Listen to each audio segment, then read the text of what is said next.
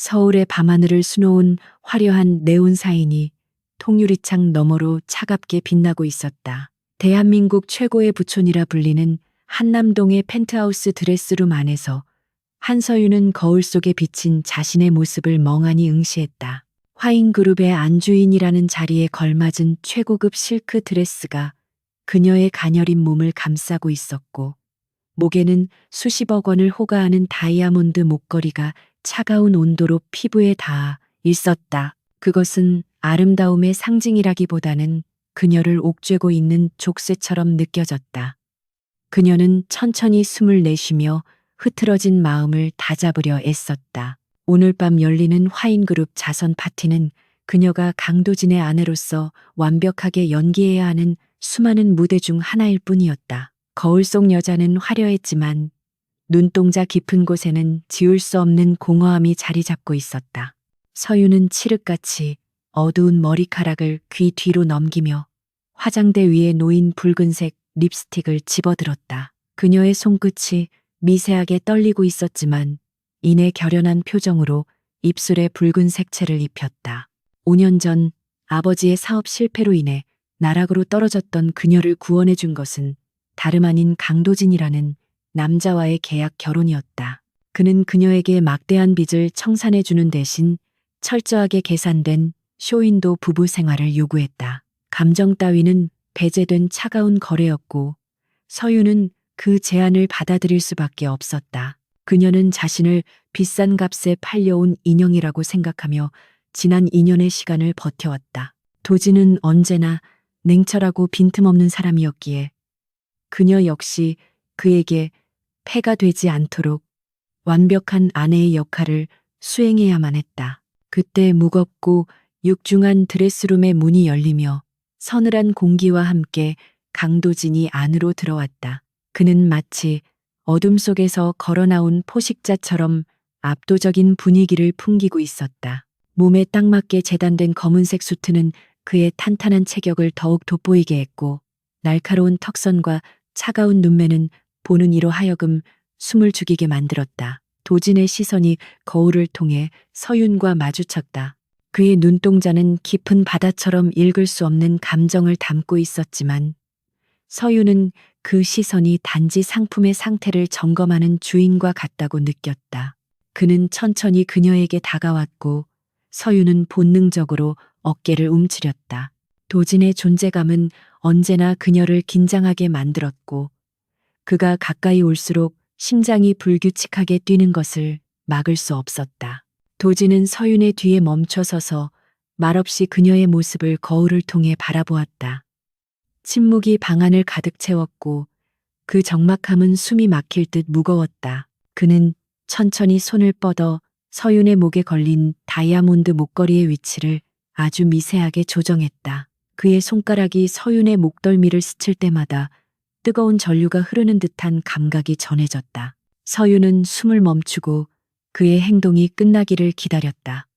도진의 손길은 의외로 섬세하고 조심스러웠지만 그녀는 그것을 애정어린 손길로 착각하지 않으려 애썼다. 그는 단지 자신의 완벽주의적인 성향 때문에 티끌 하나 용납하지 않는 것뿐이라고 스스로에게 되뇌었다. 도진은 나지막한 목소리로 준비는 다 되었냐고 물었고 서윤은 짧게 고개를 끄덕이며 준비가 끝났음을 알렸다. 두 사람은 펜트하우스 지하 주차장에 대기하고 있던 검은색 리무진에 올랐다. 차 안의 공기는 바깥보다 더 차갑게 느껴졌다. 도진은 창밖을 응시하며 태블릿 PC로 업무를 확인하고 있었고 서윤은 반대편 창문에 기대어 스쳐 지나가는 서울의 야경을 바라보았다. 대화는 없었다. 부부라는 이름으로 묶여 있지만 그들 사이에는 보이지 않는 거대한 벽이 존재했다. 서윤은 문득 도진의 옆모습을 훔쳐보았다. 조각 같은 외모 뒤에 숨겨진 그의 진짜 속마음이 무엇인지 궁금했던 적도 있었지만 이제는 그런 호기심조차 사치라고 생각했다. 그때 도진이 불쑥 저녁은 먹었냐고 물어왔다. 서윤은 당황하여 먹었다고 거짓말을 했지만 꼬르륵거리는 뱃속 사정은 달랐다. 도진은 태블릿에서 눈을 떼지 않은 채 운전석을 향해 찬의 온도를 조금 높이라고 지시했다. 파티 장소인 호텔 그랜드 볼룸 앞에는 이미 수많은 취재진이 장사진을 이루고 있었다. 리무진이 멈추고 도어맨이 문을 열자 쏟아지는 플래시 세례가 눈을 찔렀다. 도지는 능숙하게 차에서 내려 서윤에게 손을 내밀었다. 그 순간 그의 눈빛은 조금 전의 차가움과는 전혀 다른 다정한 남편의 그것으로 변해 있었다. 서윤은 익숙하게 그의 손을 잡고 우아한 미소를 지으며 차에서 내렸다. 두 사람의 등장은 순식간에 파티장의 모든 시선을 사로잡았다. 완벽한 비주얼과 압도적인 아우라를 뿜어내는 화인그룹의 대표 부부는 사람들의 부러움과 질투를 동시에 받는 대상이었다. 서윤은 도진의 팔짱을 낀 채 수많은 카메라 앞에서 행복한 미소를 유지했지만 꽉 잡은 도진의 팔뚝 근육이 긴장으로 딱딱하게 굳어 있다는 것을 느낄 수 있었다. 화려한 샹들리에 아래서 정재계 인사들이 삼삼오오 모여 대화를 나누고 있었다. 도진과 서윤은 그들 사이를 유유히 지나가며 인사를 건넸다. 서윤은 대학에서 미술사를 전공했던 지식을 바탕으로 문화재단 이사장들과 수준 높은 대화를 이어갔다. 그녀는 단순히 도진의 옆을 지키는 장식품이 아니었다. 그녀의 우아한 화술과 지적인 매력은 도진의 비즈니스 파트너들에게 깊은 인상을 남겼고 도진은 그런 그녀를 묵묵히 지켜보았다. 그가 다른 사람들과 이야기를 나누는 동안에도 그의 시선은 항상 서윤의 반경 1미터 이내에 머물러 있었다. 누군가 서윤에게 와인잔을 건네려다 실수로 쏟을 뻔했을 때 가장 먼저 반응하여 그녀를 보호한 것도 도진이었다. 하지만 서윤은 그 모든 것이 철저한 이미지 관리의 일환이라고만 생각했다. 파티가 무르익어갈 무렵 불청객이 등장했다. 도진의 이복형이자 화인그룹의 전무인 강민혁이 비릿한 웃음을 흘리며 그들에게 다가왔다.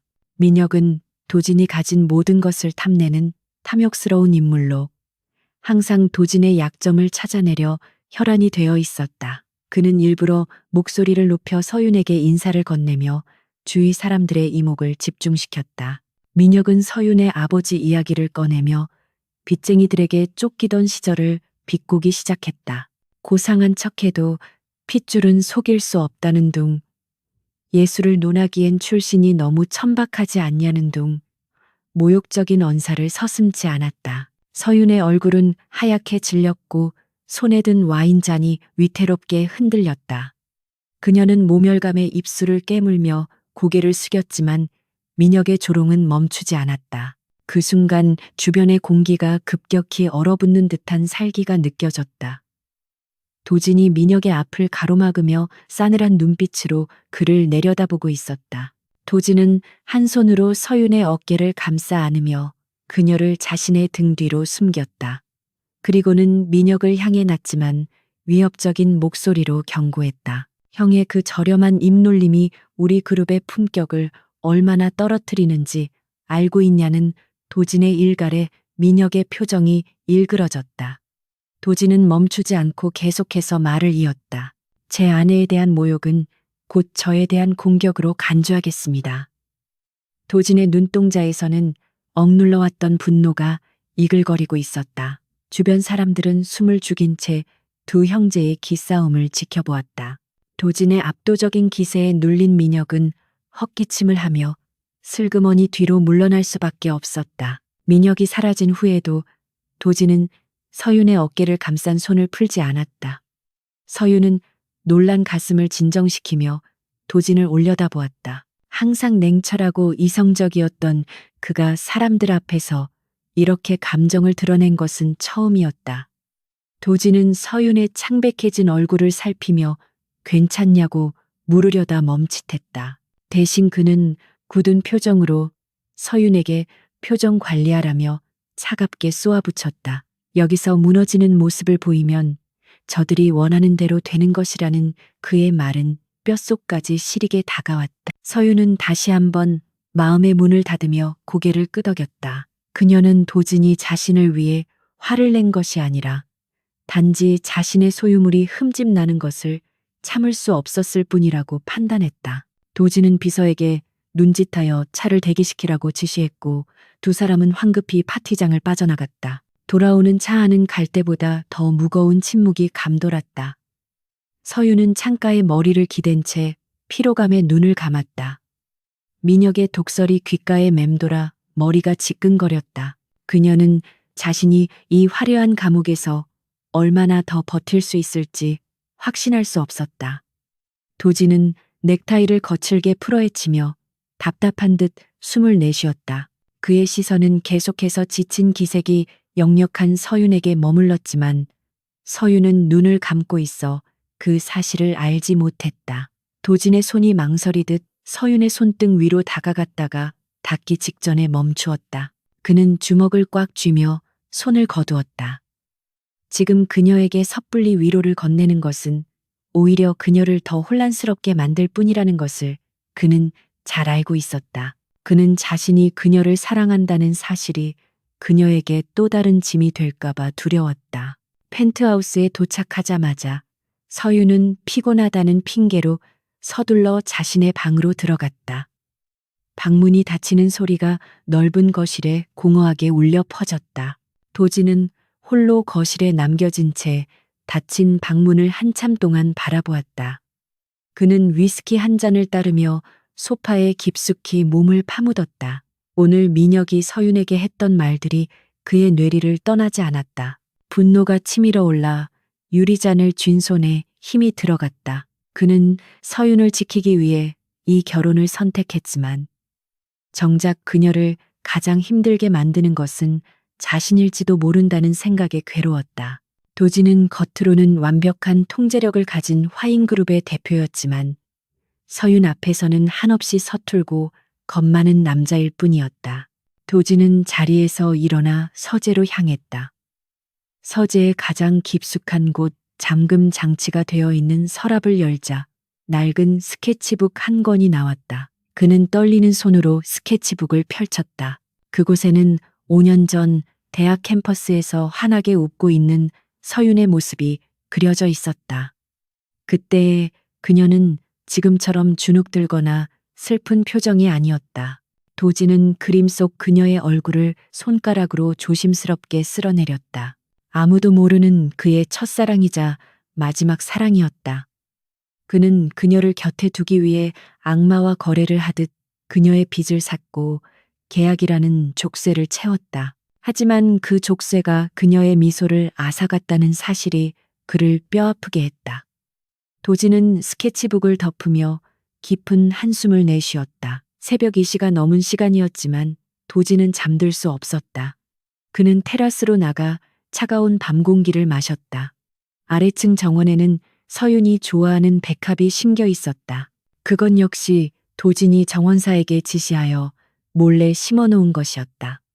그는 서윤이 그 꽃들을 보며 잠시나마 웃기를 바랐지만 그녀는 그것이 우연이라고 생각했다. 도진은 담배를 꺼내 물려다 그만두었다. 서윤이 담배 냄새를 싫어한다는 사실이 떠올랐기 때문이었다. 그는 쓴웃음을 지으며 난간에 기대어 섰다. 저 멀리서 다가오는 폭풍의 전조가 느껴졌다. 민혁은 오늘 이를 계기로 더욱 집요하게 서윤을 공격해 올 것이 분명했다. 도진은 어둠 속에서 눈을 빛내며 다짐했다. 무슨 일이 있어도 그녀만은 지켜내겠다고. 설령 자신의 모든 것을 잃는 한이 있더라도. 한편 방으로 들어온 서윤은 화장도 지우지 못한 채 침대 끝에 걸터 앉아 있었다. 민혁의 모욕적인 언사보다 그녀를 더 힘들게 하는 것은 도진의 태도였다. 파티장에서 그녀를 감싸주던 그의 모습과 단둘이 있을 때의 차가운 모습 사이의 괴리감이 그녀를 혼란스럽게 했다.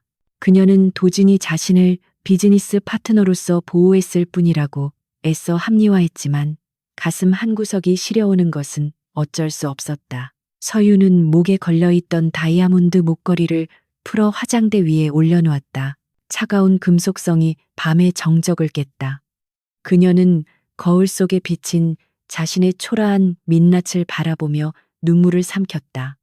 그녀는 알지 못했다. 벽 하나를 사이에 두고 도진이 얼마나 간절한 마음으로 그녀를 생각하고 있는지. 이 거대한 황금 감옥 안에서 두 사람의 마음은 서로 엇갈린 채 깊어가는 밤을 지새우고 있었다. 서울 청담동 한복판에 위치한 화인 갤러리의 내부는 고요하면서도 팽팽한 긴장감이 감돌고 있었다. 한서윤은 오늘 열리는 현대미술 특별기획전의 총괄 큐레이터로서 마지막 점검에 여념이 없었다. 그녀는 평소에 주눅든 모습과는 달리 자신의 전문 분야에서만큼은 누구보다 당당하고 빛나는 눈빛을 하고 있었다. 전시장 곳곳에 배치된 작품들의 조명 각도와 동선을 꼼꼼히 체크하는 그녀의 손길에는 확신이 묻어났다. 이곳은 그녀가 유일하게 숨 쉴 수 있는 공간이자 강도진의 아내가 아닌 한서윤이라는 이름 석자로 인정받을 수 있는 무대였다. 그녀는 잠시 멈춰서서 메인 작품인 대형 유화를 바라보았다. 캔버스 위에 거칠게 덧칠해진 푸른색 물결이 마치 그녀의 억눌린 내면을 대변하는 듯하여 묘한 동질감이 느껴졌다. 오프닝 리셉션 시간이 다가오자 정재계의 거물들과 유명 인사들이 하나둘씩 갤러리로 들어서기 시작했다. 고급 승용차들이 줄지어 갤러리 앞에 정차했고 화려한 옷차림의 귀빈들이 레드카펫을 밟았다. 그들 사이로 강도진이 모습을 드러내자 장내는 일순간 정적에 휩싸였다. 그는 오늘도 빈틈없는 수트 차림으로 나타나 좌중을 압도하는 카리스마를 발산했다. 도진의 시선은 들어오자마자 인파 속에서 바쁘게 움직이는 서윤을 찾아냈다. 일에 몰두하여 뺨이 발그레하게 상기된 그녀의 모습은 그가 평소 집에서 보던 창백한 인형 같은 모습과는 판이하게 달랐다. 도진은 잠시 그 자리에 멈춰서서 열정적으로 손님들을 응대하는 아내의 모습을 넋을 잃고 바라보았다.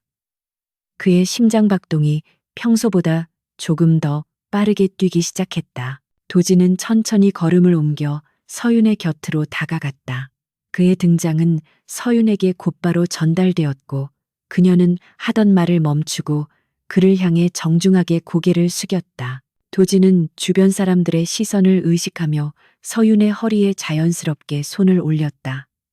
그의 손바닥에서 전해지는 뜨거운 체온이 얇은 원피스 너머로 생생하게 느껴졌다. 도진은 짐짓 무심한 말투로 준비하느라 고생했다며 짧은 치아를 건넸지만 그 목소리 끝에는 숨길 수 없는 다정함이 배어 있었다. 서윤은 그의 칭찬에 가슴이 묘하게 일렁이는 것을 느끼며 감사하다고 답했다.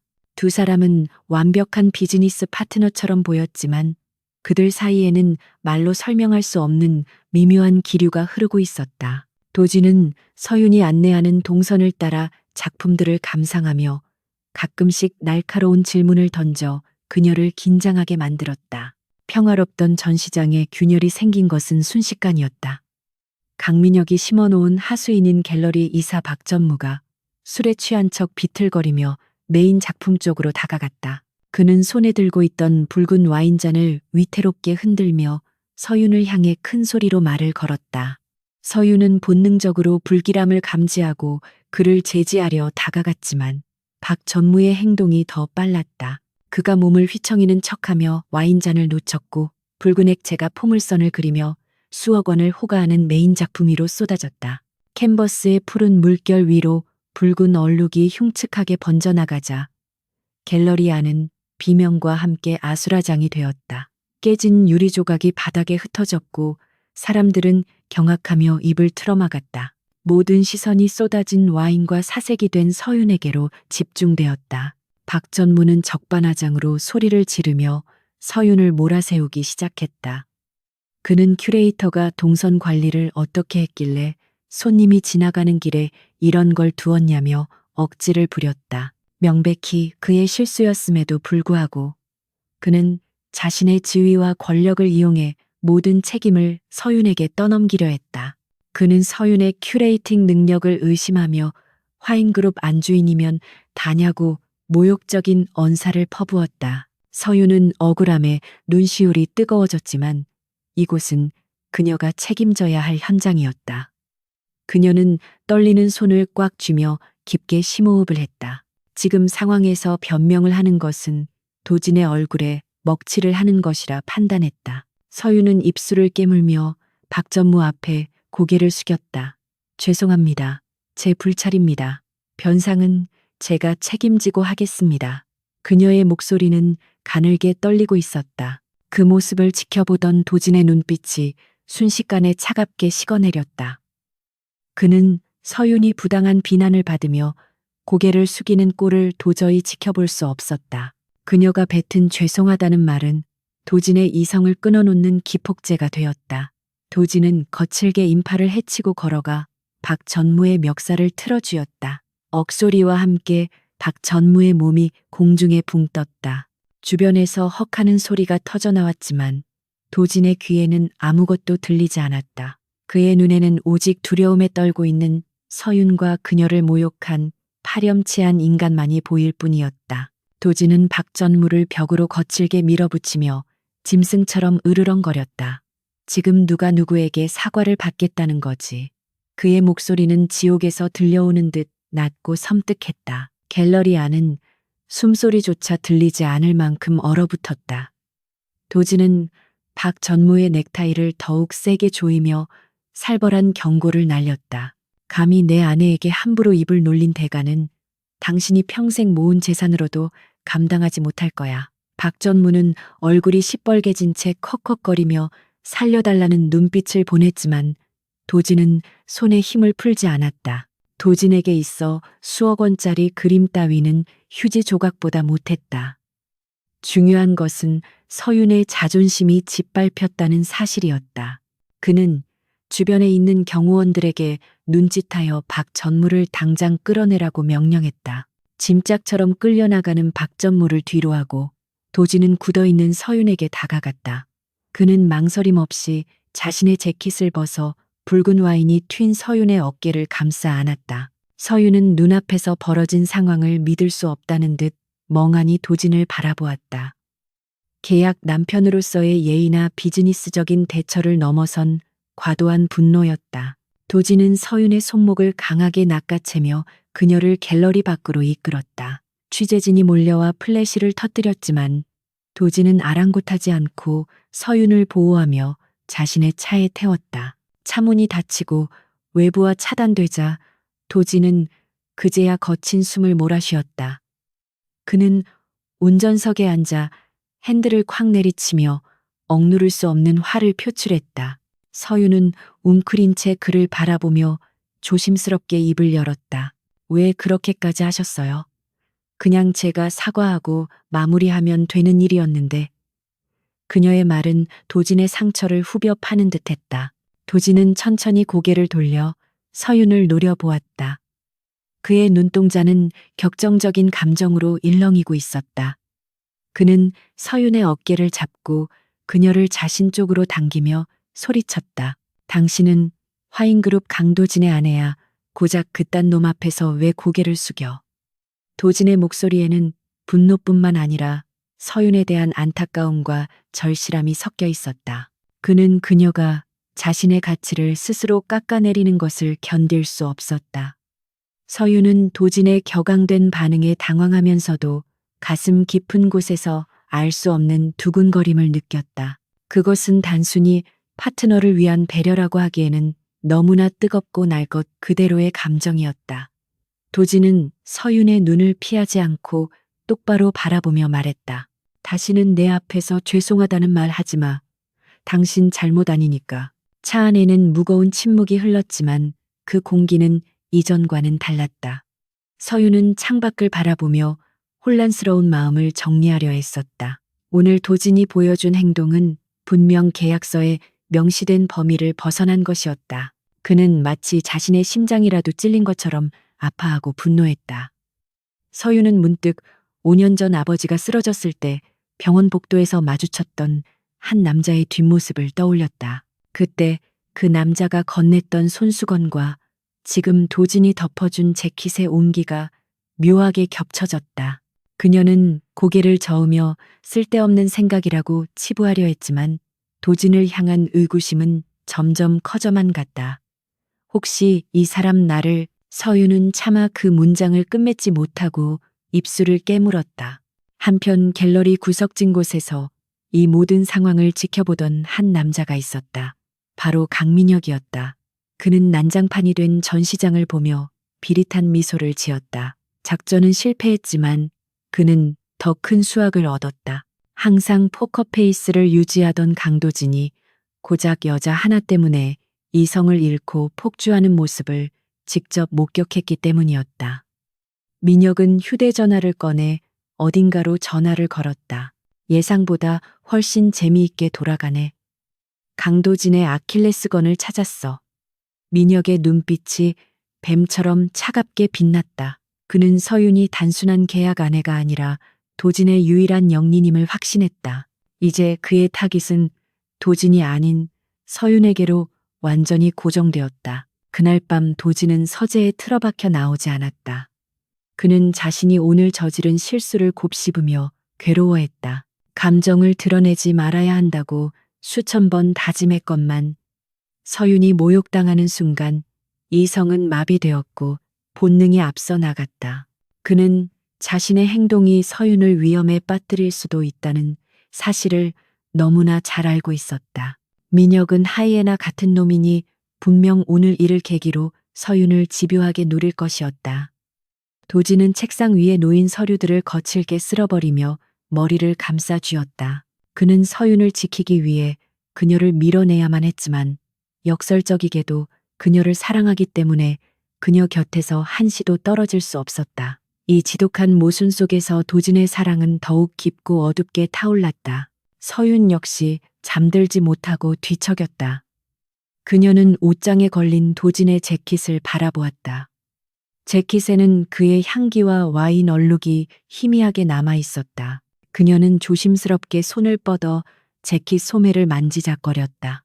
오늘 그가 보여준 분노가 연기가 아니라면 그 진심은 무엇일까? 서윤은 자신이 알고 있던 강도진이라는 사람에 대해 다시 생각해보게 되었다. 냉혈한이라고만 생각했던 그의 내면에 자신이 모르는 뜨거운 무언가가 숨겨져 있을지도 모른다는 기대감이 피어올랐다. 하지만 그녀는 곧바로 고개를 저었다. 섣부른 기대는 더 큰 상처를 남길 뿐이다. 그녀는 스스로에게 경고하며 이불을 머리끝까지 뒤집었었다. 그러나 그녀의 심장은 여전히 도진이 잡아 끌었던 손목의 감촉을 기억하며 두근거리고 있었다. 창밖에는 며칠째 억수 같은 비가 쏟아지고 있었다. 서울 전역에 내려진 호우주의보로 인해 한남동의 거대한 저택은 마치 고립된 섬처럼 적막감에 휩싸여 있었다. 강도진이 긴급하게 미국으로 출국한 지 벌써 사흘이 지났다. 갤러리 사건 이후 화인그룹의 주가는 일시적으로 요동쳤고 강민혁은 그 틈을 타 이사회를 선동하여 경영권 분쟁의 불씨를 키우고 있었다. 도진은 이 모든 사태를 수습하고 민혁이 저지른 해외 법인 자금 횡령건을 직접 조사하기 위해 급히 비행기에 몸을 실어야만 했다. 떠나기 직전 도진은 평소보다 훨씬 더 불안한 눈빛으로 서윤을 바라보았다. 그는 현관 앞에서 서윤의 손을 꼭 잡고 아무에게도 문을 열어주지 말고 집에만 있으라는 당부를 수차례 남겼다. 서윤은 그가 떠난 후 남겨진 거대한 빈자리를 실감하며 불안한 마음을 안고 텅 빈 집을 배회했다.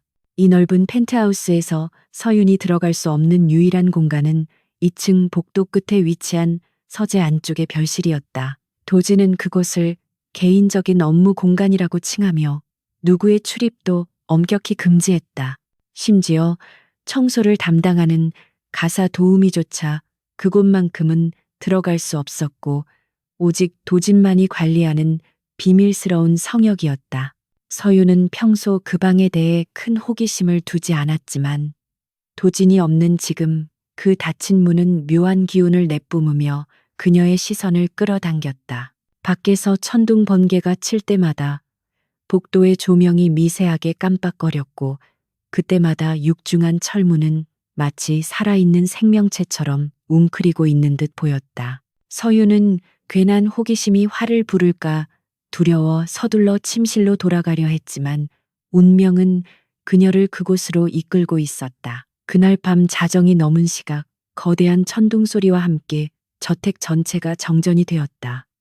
비상 발전기가 돌아가기까지 찰나의 순간 동안 칠흑 같은 어둠이 집안을 삼켰다. 곧이어 웅웅거리는 기계음과 함께 비상등이 켜졌지만 집안의 보안 시스템 일부가 오작동을 일으키기 시작했다. 서유는 랜턴을 찾아 들고 2층 복도로 나왔다가 기이한 광경을 목격했다. 굳게 닫혀있던 그 비밀의 방도어록이 해제되는 소리가 들려온 것이었다. 띠리릭 하는 기계음과 함께 철문이 덜컹거리며 아주 조금 틈을 보였다. 서유는 마른 침을 삼키며 그 앞에 멈춰섰다. 도진이 절대 들어가지 말라고 신신당부했던 곳이었다. 하지만 열린 문틈 사이로 흘러나오는 묵은 종이 냄새와 알 수 없는 그리움의 향기가 그녀의 발길을 붙잡았다. 그녀는 홀린 듯 손을 뻗어 무거운 문을 밀었다. 방 안은 예상외로 소박하고 아날로그적인 분위기였다. 최첨단 기기로 가득 찬 도진의 집무실과는 전혀 다른 모습이었다. 벽면 가득 오래된 책들이 꽂혀 있었고 방 한가운데에는 커다란 이젤과 캔버스들이 천으로 덮여 있었다.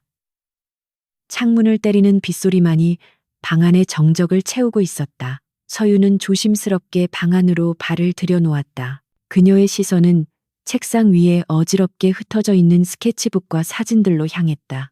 가까이 다가가 그것들을 확인한 순간 서윤의 심장이 덜컥 내려앉았다. 그곳에 있는 모든 그림과 사진의 피사체는 단 한 사람, 바로 한서윤 자신이었기 때문이었다. 그녀는 떨리는 손으로 사진 한 장을 집어들었다. 그것은 5년 전 그녀가 대학 도서관 창가에 앉아 책을 읽고 있는 모습이었다. 서윤은 믿을 수 없는 광경에 입을 다물지 못했다.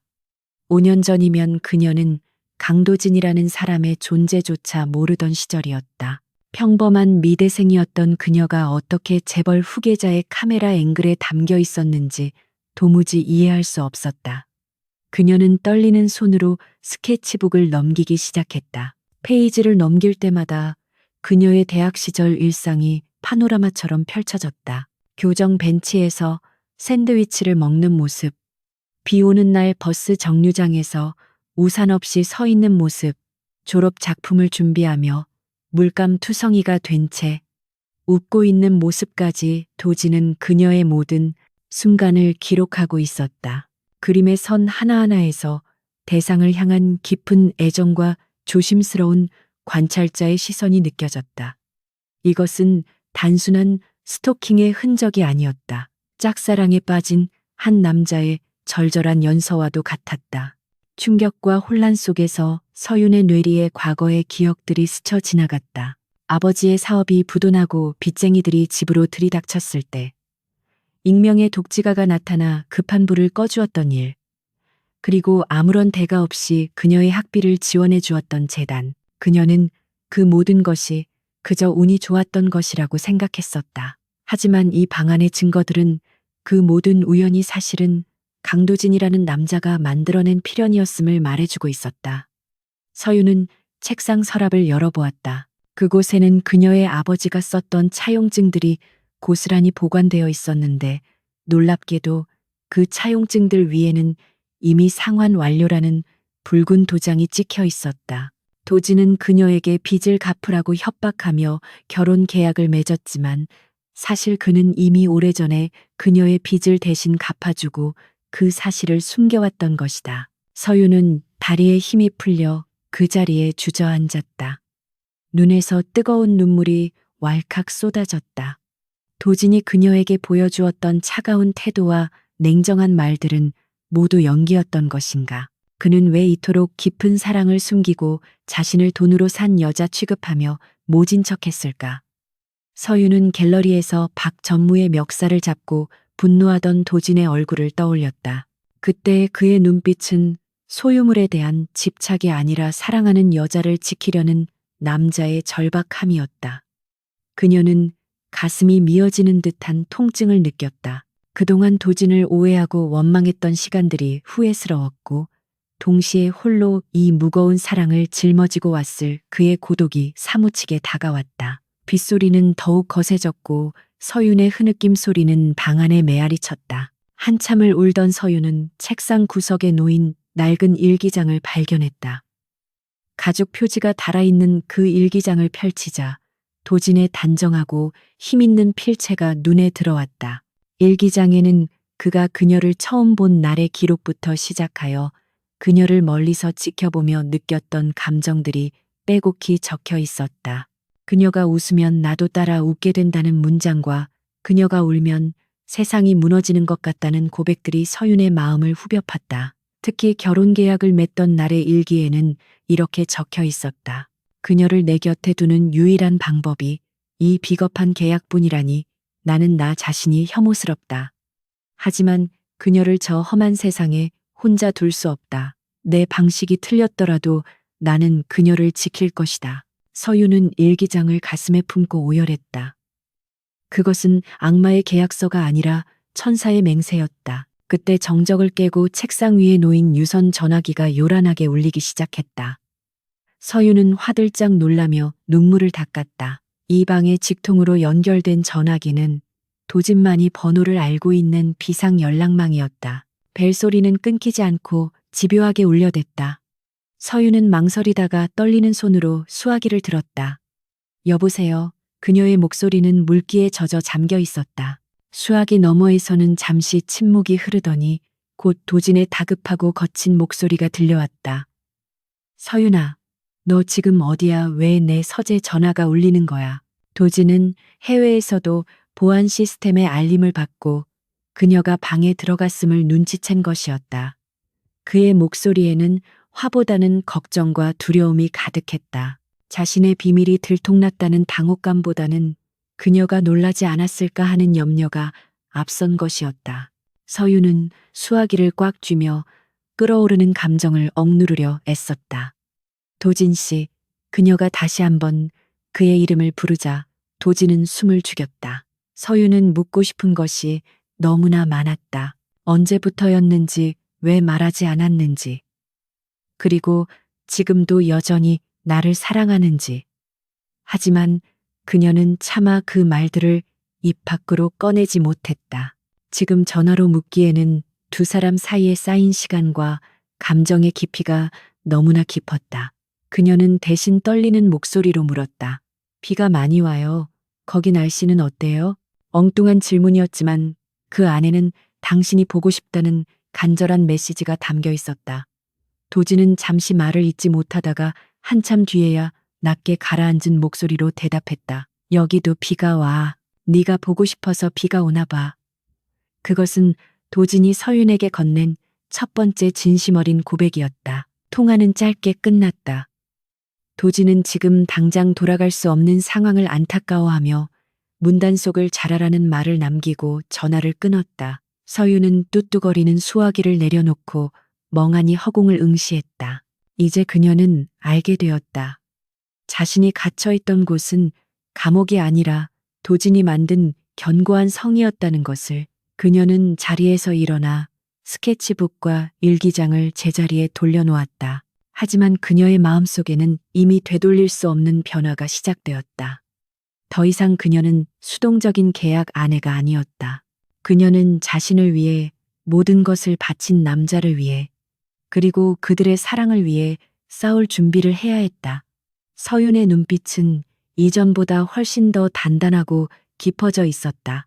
방을 나서려던 서윤의 눈에 책상 아래 떨어져 있는 서류 한 장이 들어왔다. 그녀는 무심코 그것을 주워 들었다가 소스라치게 놀랐다.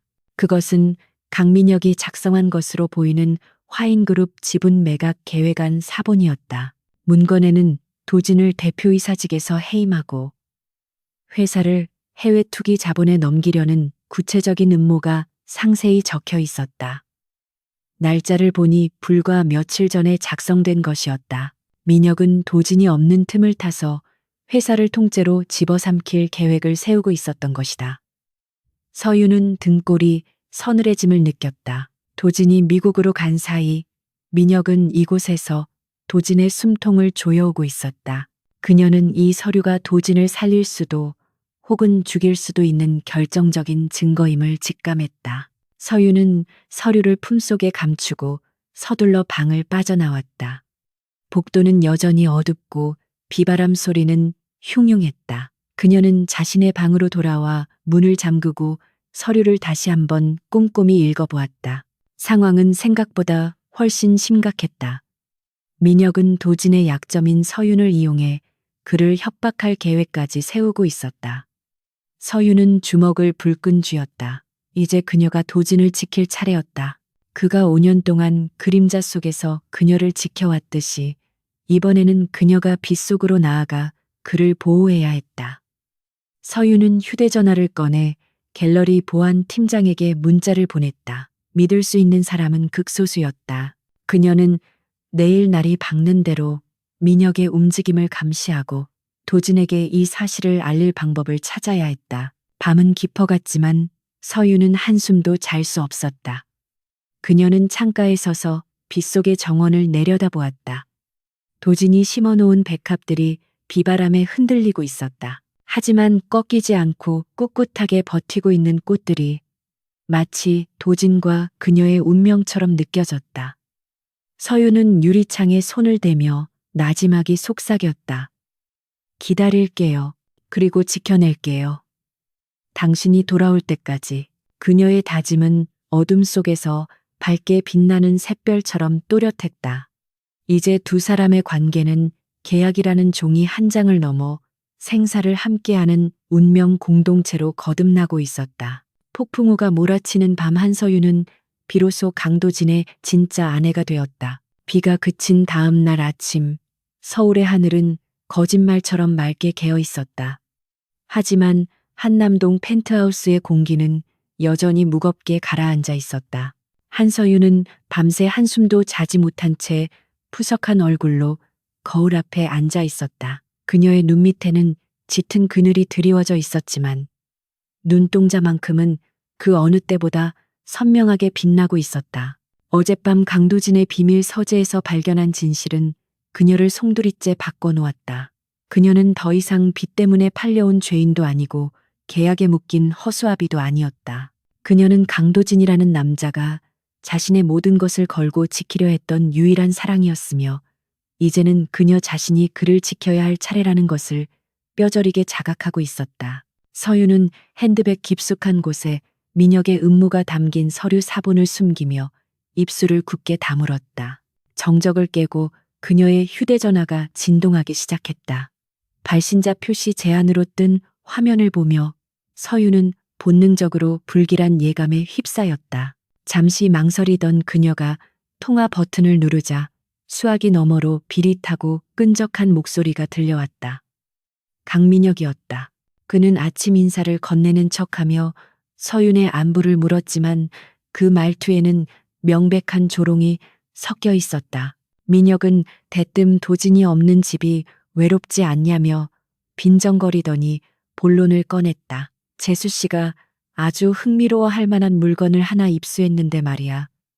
우리 둘이 조용히 만나는 게 어때? 서윤은 단호하게 거절하려 했지만 이어지는 민혁의 말에 숨을 멈출 수밖에 없었다. 강도진이 작성한 계약 결혼합의서 원본 이거 언론에 터지면 우리 도진이 회장 취임은커녕 사기죄로 감방 갈 텐데 감당할 수 있겠어. 서윤의 손이 미세하게 떨려왔다.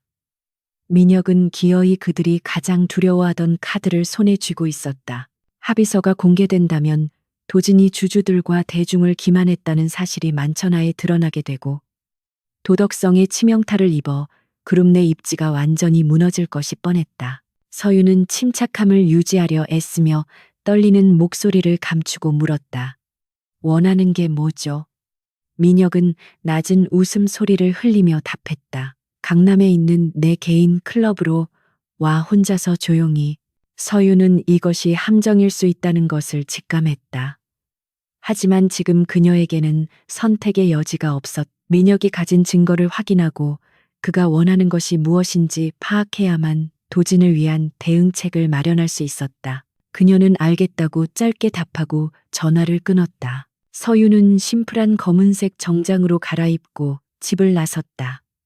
그녀의 표정은 마치 전장에 나가는 전사처럼 비장했다. 경호원들이 따라붙으려 했지만 그녀는 개인적인 약속이라며 그들을 따돌렸다. 민혁이 그녀가 혼자 오지 않으면 합의서를 즉시 언론사에 배포하겠다고 협박했기 때문이었다. 택시를 타고 약속 장소로 향하는 동안 서윤은 창밖을 스쳐 지나가는 풍경을 바라보며 마음을 다잡았다. 도진이 그녀를 위해 5년을 기다려왔듯이 그녀 또한 어떤 수모를 겪더라도 버텨내리라 다짐했다. 강남의 한 유흥가 골목 깊숙한 곳에 위치한 회원제 클럽 앞은 대낮임에도 불구하고 음산한 기운이 감돌고 있었다. 육중한 철문이 열리고 직원의 안내를 받아 들어간 곳은 외부와 철저히 단절된 밀실이었다. 방 안에는 독한 위스키 향과 시가 냄새가 자욱했다. 강민혁은 가죽 소파에 거만하게 다리를 꼬고 앉아 서윤을 맞이했다. 탁자 위에는 서윤이 그토록 두려워하던 노란색 서류 봉투가 놓여 있었다. 민혁은 서윤이 들어오자마자 손에 든 잔을 흔들며 가소롭다는 듯이 웃었다. 생각보다 배짱이 두둑하네. 우리 재수씨 겁먹고 도망칠 줄 알았는데. 서윤은 그의 도발에 대꾸하지 않고 차가운 눈빛으로 그를 응시하며 맞은편에 앉았다. 본론만 하시죠. 이걸로 도진 씨를 협박할 셈인가요? 그녀의 당돌한 태도에 민혁의 눈썹이 꿈틀거렸다. 그는 서류 봉투에서 종이 몇 장을 꺼내 탁자 위에 던지듯 내려놓았다. 그곳에는 도진과 서윤의 지장이 찍힌 결혼 계약서가 선명하게 인쇄되어 있었다. 민혁은 몸을 앞으로 숙이며 서윤을 압박했다. 협박이라니 섭섭하네. 나는 그저 정의를 구현하려는 것뿐이야. 사랑하는 척 연기하며 주주들을 속인 파렴치한 경영자를 고발하는 거지. 그는 혀를 차며 도진을 비하했다. 도진이 그 녀석 참 불쌍하지 않아. 고작 여자 하나 때문에 자기 목숨 줄인 회사를 담보로 도박을 하다니. 민혁의 말마다 도진을 향한 열등감과 증오가 뚝뚝 묻어났다. 그는 서윤에게 거래를 제안했다. 지금 당장 이혼 서류에 도장을 찍고 도진의 곁을 떠나라. 그리고 기자회견을 열어 도진이 너를 강제로 협박해 결혼했다고 폭로해라. 그러면 빚은 물론이고 평생 놀고 먹을 돈을 주지. 서윤은 민혁의 더러운 제안에 헛웃음을 터뜨렸다. 그녀는 천천히 자리에서 일어나 탁자 위에 계약서를 집어들었다. 그리고는 민혁이 보는 앞에서 그것을 천천히 찢어버리기 시작했다. 종이가 찢겨 나가는 소리가 방 안의 정막을 날카롭게 갈랐다. 민혁은 당황하여 눈을 크게 떴다. 지금 뭐 하는 짓이야? 원본은 따로 있어. 그건 사본일 뿐이라고. 서윤은 찢어진 종이 조각을 민혁의 얼굴에 뿌리며 차갑게 대꾸했다. 원본이 있든 말든 상관없어요. 우리는 진짜 부부니까요. 민혁은 그녀의 예상치 못한 반격에 잠시 말을 잃었다. 서윤은 계속해서 말을 이었다. 당신은 도진 씨를 몰라요. 그 사람은 나를 이용한 게 아니라 나를 지키기 위해 자신의 모든 것을 걸었어요. 당신 같은 속물은 죽었다. 깨어나도 이해 못할 사랑이라고요. 서윤의 눈에서는 더 이상 두려움을 찾아볼 수 없었다. 분노로 얼굴이 붉어진 민혁이 자리에서 벌떡 일어났다. 사랑 웃기고 있네. 그딴 감상적인 소리가 법정에서도 통할 것 같아. 그는 손을 들어 서윤을 위협하려 했다. 하지만 서윤은 물러서지 않고 핸드백에서 어젯밤 챙겨온 서류 한 장을 꺼내들었다. 그것은 바로 민혁의 페이퍼 컴퍼니 설립과 자금 횡령 내역이 담긴 문건이었다. 서윤은 서류를 민혁의 눈앞에 흔들어 보이며 싸늘하게 말했다.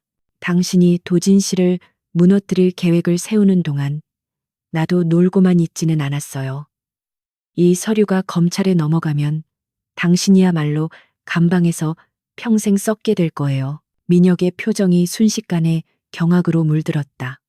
그는 자신의 비밀 장부가 유출되었다는 사실을 믿을 수 없다는 듯 허둥지둥 자신의 주머니를 뒤졌다. 상황은 순식간에 역전되었다. 서윤은 승기를 잡았다고 생각하고 마지막 상기를 박았다. 도진 씨 건드리지 마세요. 만약 그 사람 털끝 하나라도 건드리면 이 서류는 세상에 공개될 거예요. 그녀는 당당하게 등을 돌려 방을 나가려 했다. 하지만 그녀는 간과하고 있었다. 궁지에 몰린 쥐는 고양이를 무는 법이며 민혁은 잃을 것이 없어진 순간 가장 위험해지는 인간이라는 것을 뒤에서 와장창하는 소리와 함께 유리잔이 깨지는 소리가 들렸다. 서윤이 뒤를 돌아보기도 전에 거친 손길이 그녀의 머리채를 휘어잡았다. 악하는 비명과 함께 그녀의 몸이 소파 위로 내동댕이 쳐졌다. 민혁은 이성을 잃고 헐떡거리며 그녀를 노려보고 있었다. 감히 내깎게 나를 협박해 어디서 굴러먹던 계집애가. 민혁의 눈은 광기로 번들거렸다. 그는 인터폰을 눌러 밖에서 대기하던 덩치 큰 사내들을 호출했다. 쾅 소리와 함께 문이 열리고 험상고는 남성들이 방 안으로 들이닥쳤다. 서윤은 공포에 질려 뒷걸음질 쳤지만 도망칠 곳은 없었다. 민혁은 넥타이를 풀어던지며 비릿한 미소를 지었다. 계획이 바뀌었어. 곱게 보내주려고 했는데 네가 제 발로 지옥을 선택했군. 그는 사내들에게 서윤을 포박하라고 지시했다. 거친 손들이 서윤의 팔을 꺾고 입에 재갈을 물렸다. 서윤은 필사적으로 반항하며 발버둥 쳤지만 건장한 남자들을 당해낼 수는 없었다. 그녀의 눈에서 분하고 억울한 눈물이 흘러내렸다. 자신이 너무 안일하게 생각했음을 뼈저리게 후회했지만 이미 늦은 뒤였다. 민혁은 서윤이 떨어뜨린 횡령 증거 서류를 주워들고 라이터로 불을 붙였다. 종이가 검은 재로 변해가는 것을 지켜보며 그는 킬킬거렸다. 증거인멸은 이렇게 하는 거야, 재수 씨. 그리고 그는 자신의 휴대전화를 꺼내 도진에게 영상통화를 걸었다. 신호음이 몇 번 울리기도 전에 화면이 켜지고 공항에 막 도착한 듯한 도진의 다급한 얼굴이 나타났다. 도진은 화면 속에 결박당해 있는 서윤의 모습을 보자마자 비명을 지르듯 소리쳤다. 강민혁이 개자식아 당장 그 손 떼지 못해. 도진의 눈은 분노와 공포로 핏발이 서 있었다. 민혁은 카메라를 서윤의 공포에 질린 얼굴에 가까이 들이대며 즐겁다는 듯 말했다. 동생아, 귀국 선물치고는 꽤 자극적이지. 네가 그렇게 아끼는 보물이 내 손 안에 있어. 화면 속의 도진은 이성을 잃고 날뛰고 있었다. 그는 당장이라도 화면을 뚫고 나올 듯한 기세로 민혁을 죽여버리겠다고 저주를 퍼부었다. 민혁은 여유롭게 와인을 한 모금 마시며 도진에게 최후 통첩을 날렸다. 살리고 싶으면 혼자와 경찰이나 경호원 달고 오면 이 예쁜 얼굴 다시는 못 보게 될 줄 알아. 장소는 인천의 폐물류 창고다. 시간은 이 시간 주지. 민혁은 도진의 대답도 듣지 않고 일방적으로 전화를 끊어버렸다. 서윤은 묶인 채 고개를 저으며 울부짖었다. 오지 말라고. 그가 오면 죽을 수도 있다고 소리치고 싶었지만 재갈 때문에 신음소리밖에 낼 수 없었다. 그녀는 도진이 자신의 안전보다 그녀를 구하는 것을 우선시할 사람이라는 것을 너무나 잘 알고 있었다. 그것이 그녀를 더욱 절망스럽게 만들었다. 민혁은 부하들에게 서윤을 끌고 가라고 명령했다. 서윤은 질질 끌려가면서도 마지막까지 민혁을 노려보았다. 그녀의 눈빛은 공포에 젖어 있었지만 동시에 결코 꺾이지 않겠다는 의지가 타오르고 있었다. 그녀는 마음속으로 간절히 기도했다. 제발 도진 씨가 무사하기를. 제발 이 악몽 같은 상황에서 우리를 구원해 주기를. 검은색 벤에 실린 서윤은 어딘가로 이송되기 시작했다. 차창 밖은 다시 흐려지기 시작했고 먹구름이 몰려오고 있었다. 마치 앞으로 닥쳐올 거대한 피바람을 예고하는 듯했다. 도진은 지금쯤 미친 듯이 차를 몰고 이곳으로 오고 있을 것이다. 서윤은 눈을 감고 도진의 얼굴을 떠올렸다. 사랑한다는 말 한마디 제대로 해주지 못한 것이 천추의 한으로 남을 것만 같았다. 폐창고에 도착했을 때 서윤은 차가운 시멘트 바닥에 던져졌다. 퀴퀴한 먼지 냄새와 습한 곰팡이 냄새가 코를 찔렀다. 민혁은 낡은 의자를 가져와 서윤의 맞은편에 앉았다. 그는 손목시계를 확인하며 시간을 맸다. 이제 30분 남았군. 내 남편이 너를 얼마나 사랑하는지 테스트해볼까? 아니면 자기 목숨이 아까워서 도망칠까? 그는 끊임없이 서윤의 불안감을 자극했다. 하지만 서윤은 더 이상 떨지 않았다. 그녀는 도진을 믿었다. 그는 반드시 올 것이다. 그리고 그가 온다면 두 사람은 살아서 나가든 죽어서 함께하든 끝까지 운명을 같이 할 것이다. 서윤은 묶인 손을 꽉 쥐며 호흡을 가다듬었다. 다가올 최후의 결전을 준비하며 그녀의 내면은 차갑게 식어가고 있었다. 폭풍 전야의 고요함처럼 창고안은 무거운 긴장감만이 감돌고 있었다. 인천 외곽의 폐물류 단지로 향하는 자유로위는 억수같이 쏟아지는 폭우로 인해 한 치 앞도 분간하기 어려웠다. 강도진은 미친 듯이 엑셀러레이터를 밟으며 핸들을 꽉 쥐었다. 속도계의 바늘은 이미 위험 수위를 넘나들고 있었지만 그의 머릿속에는 오직 한서윤의 공포에 질린 얼굴만이 각인되어 있었다. 조수석에 놓인 휴대전화는 쉴 새 없이 진동하고 있었다. 발신자는 비서실장과 이사회 의장 번갈아 가며 뜨고 있었다. 지금 이 시각 서울 본사에서는 화인그룹의 차기 회장을 선출하는 임시 주주총회가 열리고 있었다. 강민혁이 파놓은 함정임을 알면서도 도진이 자리를 비운다면 회장직은 물론이고 그룹 경영권 전체가 민혁의 세력에게 넘어갈 것이 자명했다. 그것은 도진이 평생을 바쳐 지켜온 성이었고 아버지에게 인정받기 위해 피땀 흘려 쌓아 올린 탑이었다. 하지만 도진은 망설임 없이 휴대전화의 전원을 꺼버렸다. 창밖으로 빗물이 거세게 부딪히는 소리가 마치 그의 심장 박동 소리처럼 크게 울렸다. 그에게 화인그룹이라는 거대한 제국은 한서윤이 없는 세상에서는 아무런 의미가 없는 껍데기에 불과했다. 5년 전 그녀를 처음 본 순간부터 그의 세계는 재편되었다. 그녀가 웃으면 세상이 밝아졌고 그녀가 울면 세상이 무너졌다. 회장이라는 직함도 막대한 부도 결국은 그녀를 안전하게 지키기 위한 수단일 뿐이었다. 수단이 목적을 앞설 수는 없었다.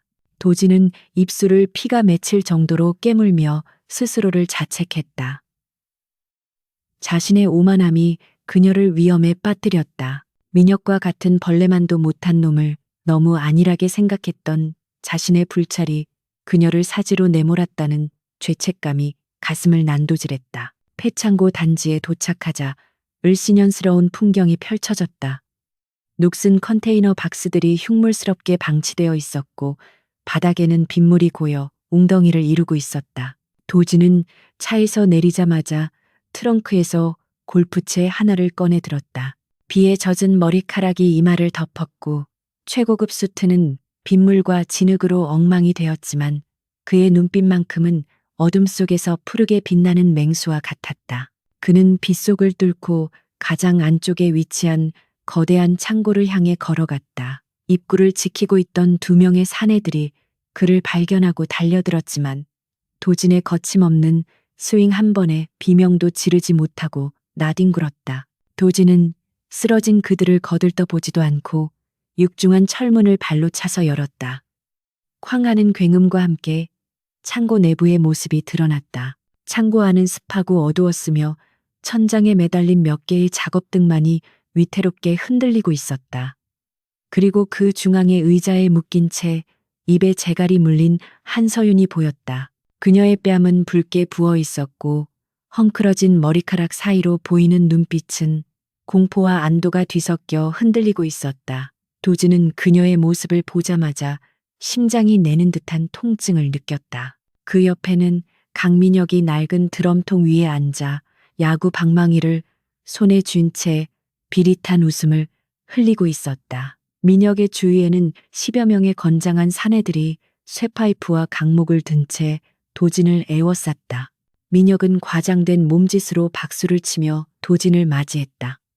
정말 혼자 왔군. 회장님 자리까지 걷어차고 말이야. 사랑의 힘이 참으로 위대해 눈물겹다. 동생아. 도진은 끓어오르는 사리를 억누르며 민혁을 노려보았다. 그의 목소리는 지옥 밑바닥에서 긁어올린 듯 낮고 섬뜩했다. 약속대로 혼자 왔다. 그녀를 보내줘. 민혁은 킬킬거리며 고개를 저었다. 아직 상황 파악이 안 되나 본데 여기서 명령을 내릴 수 있는 건 너가 아니라 나야. 민혁은 눈짓으로 부하들에게 신호를 보냈다. 순식간에 사내들이 도진을 향해 달려들었다. 도진은 이를 악물고 골프채를 휘둘렀다. 둔탁한 타격음과 함께 뼈가 부러지는 소리가 창고 안에 울려 퍼졌다. 도진은 어릴 적부터 호신술과 격투기를 익혀왔지만 수적 열쇠는 명백했다. 사방에서 날아오는 주먹과 몽둥이를 피하며 그는 처절하게 저항했다.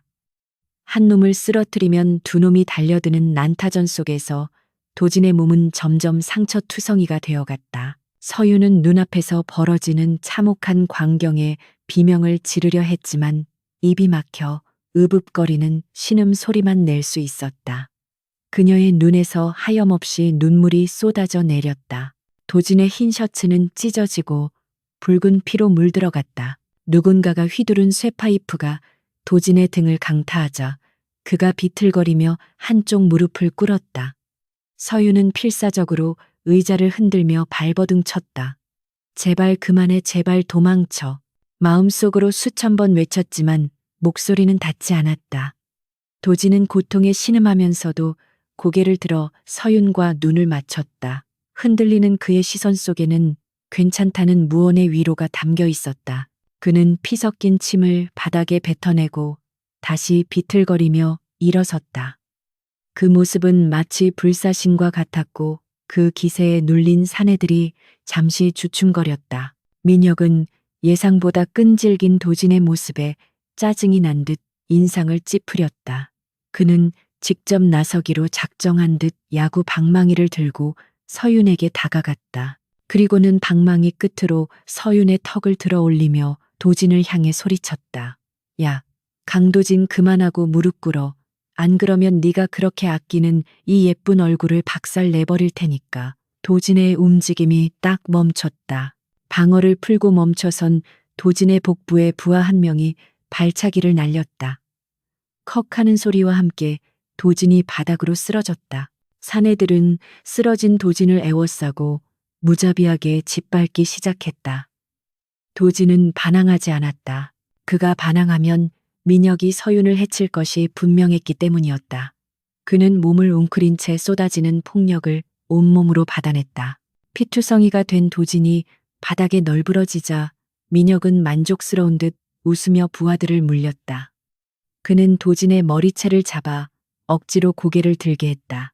도진의 한쪽 눈은 퉁퉁 부어 잘 떠지지 않았고 입가에서는 끊임없이 피가 흘러나왔다. 민혁은 도진의 뺨을 톡톡 치며 조롱했다. 꼴 좋다. 천하의 강도진이 개처럼 기어다니는 꼴을 내 눈으로 보게 될 줄이야. 그래, 할 말 있으면 해봐. 유언이라도 들어줄 테니까. 창고 안은 빗소리와 거친 숨소리만이 가득했다. 서유는 찢어질 듯한 가슴을 부여잡고 오열했다. 모든 것이 자신 때문인 것만 같았다. 자신이 그 방에 들어가지 않았다면, 그 비밀을 알지 못했다면, 그를 이렇게 위험에 빠뜨리지 않았을 텐데 하는 후회가 밀려왔다. 도진은 흐릿해지는 의식을 붙잡으며 힘겹게 입을 열었다. 그의 시선은 민혁이 아니라 오직 서윤만을 향해 있었다. 서윤아, 갈라진 목소리가 창고 안에 울렸다. 민혁은 비웃으며 뭐라는 거야? 라고 중얼거렸지만 도진은 멈추지 않았다. 그는 피 묻은 손을 뻗어 허공을 잡으려는 듯했다. 미안하다. 처음부터 솔직하지 못해서 비겁하게 계약이라는 이름 뒤에 숨어서 너를 속여서. 도진은 거친 숨을 몰아쉬며 말을 이었다. 하지만 단 한순간도 거짓인 적은 없었어. 5년 전 그날부터 지금까지 나한테 여자는 너 하나뿐이었어. 사랑한다. 한서윤, 죽도록 사랑한다. 생사의 갈림길에서 터져나온 그의 고백은 그 어떤 화려한 수식어보다 절절하고 강력하게 서윤의 가슴에 박혔다. 서윤은 도진의 고백에 가슴이 터질 듯한 격정을 느꼈다. 그동안의 오해와 원망이 눈 녹듯 사라지고 그 자리에 거대한 슬픔과 사랑이 차올랐다. 그녀는 묶인 손목이 까질 정도로 힘을 주어 밧줄을 비틀었다. 살아야 했다. 이 남자를 살려서 함께 집으로 돌아가야 했다. 민혁은 도진의 고백에 구역질이 난다는 표정을 지으며 방망이를 높이 쳐들었다. 아주 눈물겨운 심파극이네. 그래 저승 가서 실컷 사랑해라. 민혁이 도진의 머리를 향해 방망이를 내리치려는 절체절명의 순간이었다. 창고 밖에서 요란한 사이렌 소리가 들려오기 시작했다. 경찰차의 붉고 푸른 경광등 불빛이 창고의 틈새로 번쩍이며 들어왔다. 당황한 민혁의 손이 멈칫했다. 그 찰나의 틈을 놓치지 않고 도진이 마지막 힘을 짜내어 몸을 날렸다. 그는 민혁의 허리를 감싸 안고 그대로 바닥으로 굴렀다. 민혁이 들고 있던 방망이가 바닥에 떨어지며 뒹굴었다. 도진은 고통을 잊은 채 민혁의 위에 올라타 주먹을 날렸다. 이것은 내 아내를 건드린 대가다. 퍽 소리와 함께 민혁의 고개가 돌아갔다. 이것은 회사를 망가뜨린 대가다. 또 한 번의 주먹이 민혁의 얼굴에 꽂혔다. 주변의 사내들이 당황하여 도진을 떼어놓으려 했지만 밖에서 무장 경찰들이 들이닥치며 꼼짝 마손들어라고 외쳤다. 창고 안은 순식간에 제압되었다. 도진은 경찰들이 민혁에게 수갑을 채울 때까지 그를 노려보며 거친 숨을 몰아쉬었다. 상황이 정리되자 도진은 비틀거리며 서윤에게 다가갔다. 그의 걸음걸이는 위태로웠지만 시선은 흔들리지 않았다. 경찰관이 서윤의 결박을 풀어주자마자 그녀는 도진의 품으로 달려들었다. 피와 땀으로 범벅이 된 도진의 품이었지만 서윤에게는 세상에서 가장 안전하고 따뜻한 곳이었다. 도진은 떨리는 팔로 서윤을 꽉 끌어안았다. 그녀의 체온이 느껴지자 그제야 긴장이 풀리며 다리에 힘이 풀렸다. 두 사람은 서로를 지지대 삼아 바닥에 주저앉았다. 도진은 피 묻은 손으로 서윤의 얼굴을 감싸며 눈물을 닦아주었다. 괜찮아 다쳤어. 어디 아픈 데 없어? 자신의 몰골은 생각지도 않고 서윤을 걱정하는 그의 모습에 서윤은 울음을 터뜨리며 고개를 저었다. 나는 괜찮아요. 당신이야말로 바보같이 왜 그랬어요? 도진은 희미하게 미소 지으며 서윤의 이마에 자신의 이마를 맞댔다. 네가 무사하면 됐어. 그거면 충분해. 그의 목소리는 안도감으로 젖어 있었다. 경찰들이 민혁과 일당들을 연행해가는 동안 구급 대원들이 다가와 도진의 상태를 살폈다. 갈비뼈 골절과 다수의 타박상이 의심된다는 진단이 내려졌지만 도진은 들것에 실려가는 와중에도 서윤의 손을 놓지 않았다. 창고 밖에는 비가 그치고 구름 사이로 한 줄기 햇살이 비치고 있었다. 마치 긴 악몽이 끝나고 새로운 시작을 알리는 서광처럼 보였다. 서윤은 도진의 손을 꼭 잡고 구급차에 함께 올랐다. 이제 더 이상 그들 사이에 계약서 따위는 존재하지 않았다. 오직 죽음조차 갈라놓을 수 없는 견고한 사랑만이 남아있을 뿐이었다. 구급차가 병원을 향해 달리는 동안 도진은 서윤의 어깨에 기대어 얕은 잠에 빠져들었다. 서윤은 잠든 그의 얼굴을 하염없이 바라보았다. 퉁퉁 붓고 찢어진 상처들이 가슴 아팠지만 그 어느 때보다 평온해 보이는 얼굴이었다. 그녀는 조심스럽게 그의 헝클어진 머리카락을 쓸어 넘겼다. 그의 주머니에서 무엇인가 툭 하고 떨어졌다. 서윤이 그것을 주워보니 빗물에 젖어 쭈글쭈글해진 종이 뭉치였다.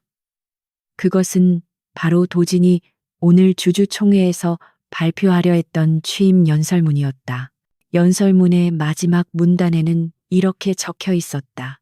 화인그룹의 미래는 혁신과 도전입니다. 하지만 저 강도진의 미래는 오직 한 사람 제 안에 한서윤과 함께할 것입니다. 서윤은 그 문구를 읽으며 다시 한번 눈시울을 붉혔다. 그는 처음부터 모든 것을 버릴 각오가 되어 있었던 것이다. 도진이 깨어난 것은 그로부터 이틀 뒤였다. 눈을 떴을 때 가장 먼저 보인 것은 병실 침대 옆에 엎드려 잠든 서윤의 모습이었다. 그녀의 손은 도진의 손을 꼭 잡고 있었다. 도진은 인기척에 깬 서윤과 눈이 마주치자마자 쉰 목소리로 물었다. 회사는? 서윤은 짐짓 엄한 표정을 지으며 대답했다. 회사 걱정은 나중에예요. 지금은 몸부터 챙겨요. 도진이 쓴웃음을 짓자 서유는 부드러운 목소리로 덧붙였다. 주주총회는 연기됐어요.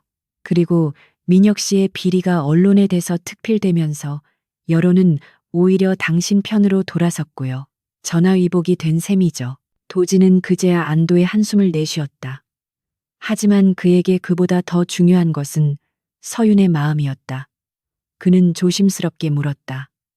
내 고백 기억나? 서윤은 얼굴을 붉히며 고개를 끄덕였다. 그녀는 도진의 눈을 바라보며 진지하게 대답했다. 기억나요. 하나도 빠짐없이다. 그리고 나도 할 말이 있어요. 서윤은 잠시 뜸을 들이더니 도진의 손등에 입을 맞추며 속삭였다. 계약은 끝났어요. 이제 진짜 연애부터 다시 시작해요, 우리. 도진의 눈이 커졌다가 이내 환한 미소로 바뀌었다. 그것은 지난 5년 동안 서윤이 단 한 번도 보지 못했던 세상에서 가장 행복한 남자의 미소였다. 병실 창너머로 따스한 햇살이 쏟아져 들어와 두 사람을 감쌌다. 길고 긴 겨울이 지나고 드디어 그들의 계절에 봄이 찾아오고 있었다. 폭풍우 속에서 피어난 사랑은 이제 그 무엇보다 단단한 뿌리를 내리고 있었다. 강도진이 입원해 있는 대학병원 VIP 병동의 아침은 폭풍우가 지나간 뒤에 하늘처럼 맑고 고요했다. 창문을 통해 쏟아지는 따스한 햇살이 하얀 침대 시트 위로 내려앉았고 그 곁에는 한서윤이 분주하게 움직이며 퇴원 준비를 돕고 있었다. 도진은 갈비뼈에 압박 붕대를 감고 있었지만 의사의 만류에도 불구하고 오늘 예정된 긴급 이사회와 기자회견에 참석하겠다는 고집을 꺾지 않았다. 서윤은 걱정스러운 눈빛으로 그의 넥타이를 매주며 잠시 손을 멈췄다. 그녀는 도진의 창백한 얼굴을 올려다보며 정말 괜찮겠냐고 물었다. 도진은 서윤의 손을 부드럽게 감싸주며 안심시키듯 미소 지었다. 그는 자신이 직접 나서서 모든 의혹을 해명하고 강민혁의 죄상을 낱낱이 밝혀야만 서윤과 자신의 미래가 온전해질 수 있다고 단호하게 말했다. 그의 눈빛에는 더 이상 망설임이나 두려움이 존재하지 않았고 오직 사랑하는 사람을 지키겠다는 강한 의지만이 타오르고 있었다. 같은 시각 서울중앙지방검찰청 조사실의 분위기는 병실과는 정반대로 살얼음판을 걷는 듯 차갑고 살벌했다. 강민혁은 푸른 수의를 입은 채 변호인단에 둘러싸여 뻔뻔한 태도로 일관하고 있었다. 그는 납치와 감금 폭행 혐의를 전면 부인하며 도진이 자신을 함정에 빠뜨리기 위해 자작극을 벌인 것이라고 주장했다. 횡령 증거가 담긴 서류도 이미 불에 타 사라졌기에 그는 증거 불충분을 이유로 곧 풀려날 것이라 확신하고 있었다. 담당 검사가 그를 매섭게 몰아붙였지만 민혁은 비릿한 웃음을 흘리며 여유를 부렸다. 대한민국에서 재벌을 잡아넣으려면 그 정도 시나리오로는 부족하다며 오히려 검사를 조롱하기까지 했다. 민혁의 오만함은 하늘을 찌를 듯했고 변호사들은 법망을 빠져나갈 구멍을 찾느라 분주하게 움직였다. 그는 자신이 패배했다는 사실을 여전히 받아들이지 못하고 있었다. 하지만 민혁이 간과한 결정적인 변수가 있었다. 서윤은 민혁의 사무실에 들어가기 전 자신의 스마트워치를 녹음 모드로 설정해 두었었다. 납치되어 끌려가는 동안에도 녹음 기능은 계속 작동하고 있었고 민혁이 도진을 협박하며 내뱉은 모든 말과 범죄 사실을 시인하는 내용이 고스란히 클라우드 서버에 저장되어 있었다. 병실에서 서윤은 태블릿 PC를 켜고 도진에게 그 파일을 보여주었다. 도진은 파일의 내용을 확인하고는 감탄과 미안함이 섞인 표정으로 서윤을 바라보았다. 서윤은 이제 더 이상 보호받기만 하는 존재가 아니었다. 그녀는 도진과 어깨를 나란히 하고 싸울 준비가 되어 있는 든든한 파트너였다. 도진은 비서실장에게 연락해 이 녹음 파일을 즉시 검찰과 언론에 공개할 준비를 하라고 지시했다. 이것은 민혁의 숨통을 끊어놓을 최후의 일격이 될 것이었다. 화인그룹 본사 대강당은 수많은 취재진과 주주들로 인산인해를 이루고 있었다. 강도진 회장의 거취와 그룹의 미래가 걸린 중대한 발표가 있다는 소식에 정재계의 이목이 집중된 상태였다. 웅성거리는 소음 속에서 무대 뒤편에 선 도진과 서윤은 서로의 손을 꽉 잡고 호흡을 가다듬었다. 도진은 서윤에게 긴장하지 말라고 속삭였지만 정작 땀에 젖은 손은 도진의 것이었다. 그는 평생을 냉철한 사업가로 살아왔지만 자신의 치부인 계약 결혼 사실을 세상에 고백해야 하는 이 순간만큼은 떨림을 감출 수 없었다. 서윤은 그런 도진의 어깨를 감싸 안으며 당신은 혼자가 아니라고 용기를 북돋아 주었다. 그녀의 단단한 눈빛을 보며 도진은 다시 한번 마음을 다잡았다. 이제 두 사람은 거짓된 가면을 벗어던지고 진실된 모습으로 세상 앞에 설 준비를 마쳤다. 사회자의 안내 멘트와 함께 도진과 서윤이 단상 위로 모습을 드러내자 수백 개의 플래시가 동시에 터지며 눈을 멀게 할 듯한 빛을 쏟아냈다. 도진은 붕대를 감은 몸을 이끌고 꼿꼿한 자세로 마이크 앞에 섰다. 장내가 순식간에 조용해졌다. 도진은 준비해온 원고를 읽는 대신 정면을 응시하며 차분하고 힘있는 목소리로 입을 열었다. 그는 먼저 최근 발생한 불미스러운 사건으로 심려를 끼쳐드려 죄송하다며 깊이 고개를 숙였다. 그리고 세간에 떠도는 계약 결혼 루머에 대해 솔직하게 시인했다. 장내가 술렁거리기 시작했지만 도진은 흔들리지 않고 말을 이었다. 그는 자신이 서윤을 보호하기 위해 비즈니스적인 형태의 결혼을 제안했음을 밝히며 그 과정에서 자신의 감정을 솔직하게 표현하지 못했던 어리석음을 고백했다. 도진의 목소리는 점점 더 고조되었다. 그는 옆에 서 있는 서윤을 바라보며 말했다. 시작은 계약이었을지 모르나 지금 제 옆에 있는 이 사람은 제 인생의 전부이자 제가 살아가는 이유입니다. 도진의 진심 어린 고백은 회견장의 분위기를 완전히 반전시켰다. 차가운 비즈니스 논리가 지배하던 공간에 인간적인 진실성이 스며들기 시작했다.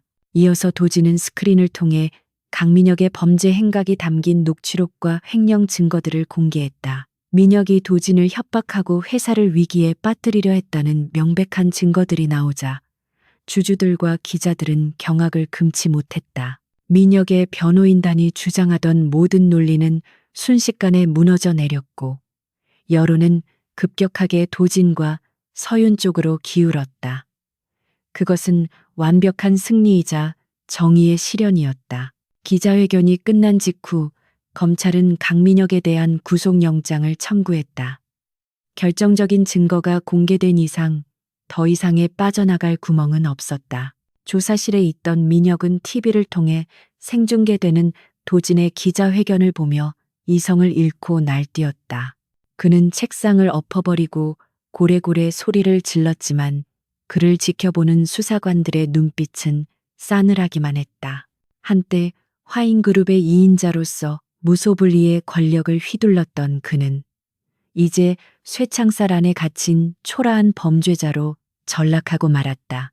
민혁의 몰락은 그의 오만함과 탐욕이 자초한 결과였으며 누구의 동정도 받지 못했다. 그의 측근들조차 등을 돌리기 시작했고 화인그룹 내에 남아있던 민혁의 세력들은 썰물처럼 빠져나갔다. 도진은 철저한 내부 감사를 통해 썩은 환부를 도려내고 그룹을 정상화하기 위한 작업에 착수했다. 그날 저녁 도진과 서윤은 지친 몸을 이끌고 한남동 펜트하우스로 돌아왔다. 며칠 전까지만 해도 차가운 공기가 감돌던 집은 이제 따스한 온기로 채워져 있었다. 현관에 들어서자마자 도진은 서윤을 와락 끌어안았다. 긴장이 풀린 탓인지 그의 몸이 조금 휘청거렸고 서윤은 그를 부축하며 소파에 앉혔다. 두 사람은 아무 말 없이 서로의 체온을 느끼며 한참을 그렇게 앉아 있었다. 밖에서는 여전히 도심의 불빛이 반짝이고 있었지만 그 풍경은 예전과 다르게 느껴졌다. 더 이상 외로움이나 공허함은 없었다. 도진은 서윤의 머리카락을 쓰다듬으며 고맙다는 말을 반복했다. 자신의 곁을 지켜주어서, 용기를 내주어서, 그리고 자신을 사랑해 주어서 고맙다는 그의 말에 서윤의 눈시울이 붉어졌다. 며칠 후 도진의 상태가 호전되자 두 사람은 갤러리를 찾았다. 깨진 유리 조각과 와인 얼룩으로 엉망이 되었던 전시장은 말끔하게 복구되어 있었다.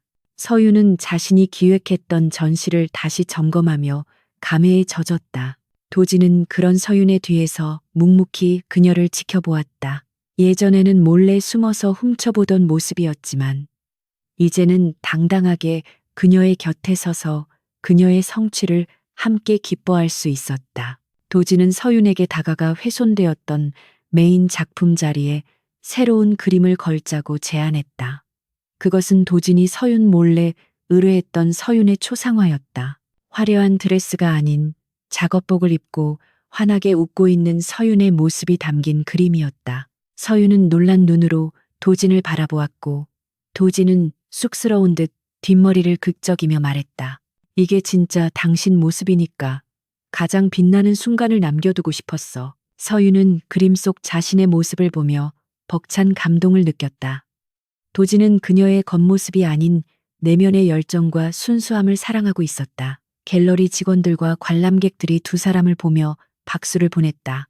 더 이상 수군거림이나 비난의 시선은 없었다. 그들은 시련을 극복하고 진정한 사랑을 쟁취한 화인그룹의 부부로서 사람들의 축복을 받았다. 도진은 서윤의 허리를 감싸 안으며 귓가에 속삭였다. 앞으로는 당신이 하고 싶은 일 마음껏 해. 내가 당신의 가장 든든한 후원자가 되어줄게. 서윤은 활짝 웃으며 고개를 끄덕였다. 그녀에게 갤러리는 더 이상 도피처가 아니었다. 사랑하는 사람의 지지를 받으며 꿈을 펼칠 수 있는 진정한 무대가 되었다. 한편 구치소에 수감된 민혁은 면회 온 변호사에게 고함을 치며 난동을 부리고 있었다. 그는 여전히 자신의 패배를 인정하지 않고 항소를 준비하라고 윽박질렀지만 변호사의 표정은 어두웠다. 여론이 너무나 악화되었고 증거가 명백하여 승소 가능성이 거의 없다는 냉정한 분석을 내놓았다. 민혁은 바닥에 주저앉아 머리를 감싸 쥐었다. 도진의 약점이라고 생각했던 서윤이 오히려 도진을 가장 강력하게 만드는 무기였다는 사실을 그는 뒤늦게 깨달았다. 사랑이라는 감정을 우습게 여기고 짓밟으려 했던 대가는 참혹했다. 차가운 독방에 홀로 남겨진 민혁은 벽을 치며 울분을 토했지만 돌아오는 것은 자신의 비명소리가 만들어낸 메아리뿐이었다. 그의 오만한 제국은 모래성처럼 허무하게 무너져 내렸다. 시간이 흘러 계절이 바뀌었다. 화인그룹은 도진의 리더십 아래 빠르게 안정을 되찾았고 투명 경영을 선포하며 이미지를 쇄신했다. 서윤 역시 큐레이터로서의 능력을 인정받아 국제적인 아트 페어의 총괄 감독으로 초빙되는 등 승승장구하고 있었다. 두 사람은 바쁜 일정 속에서도 서로를 위한 시간을 소홀히 하지 않았다. 주말이면 교회로 드라이브를 가거나 집에서 함께 요리를 하며 평범한 신혼부부의 일상을 즐겼다. 계약서에 묶여있던 지난 2년의 시간은 서로를 알아가기 위한 긴 탐색전이었고 이제야 비로소 진짜 결혼 생활이 시작된 셈이었다. 도진은 가끔 악몽을 꾸며 식은땀을 흘리기도 했지만 그때마다 곁에서 손을 잡아주는 서윤 덕분에 다시 편안하게 잠들 수 있었다. 어느 날 밤 도진은 서윤에게 줄 것이 있다며 서재로 불렀다.